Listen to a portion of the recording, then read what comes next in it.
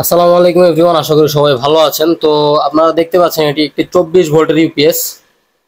ঠিক আছে, তো এটা আপনার 12 ভোল্টের দুইটা ব্যাটারি সিরিজ করে তারপর এটা আপনার 24 ভোল্ট করে চালাইতে হয়। এটা 1200 ভিএ ইউপিএস, এটাতে লোড ক্যাপাসিটি আছে 700 ওয়াট পর্যন্ত। তো এটা আপনারা চাইলে কম্পিউটারের সাথে অথবা বাসাবাড়িতে দুইটা দুইটা সিলিং ফ্যান বা তিনটা সিলিং ফ্যান এভাবে চালাইতে পারবেন চাইলে। তো এটা মডিফাই করা হয়েছে ইউপিএসটা। এই যে এখানে কুলিং ফ্যান আছে, কুলিং ফ্যান চলছে।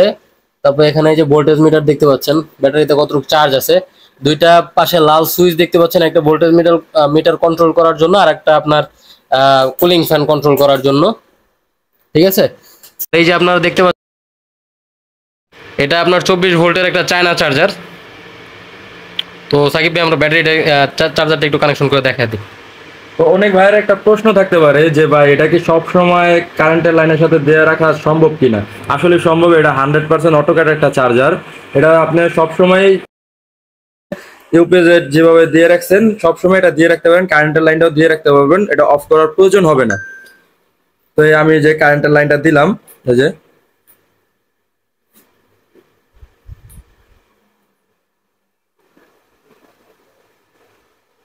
তো এটা দেখা গেছে যে অটো কাট চার্জার, যার কারণে আপনার এটা ব্যাটারি যখন ফুল চার্জ হয়ে যাবে তখন আপনার এটা অটোমেটিক কাট করবে, মানে এটা অটোমেটিক বন্ধ থাকবে, এটার কুলিং ফ্যানও অফ থাকবে।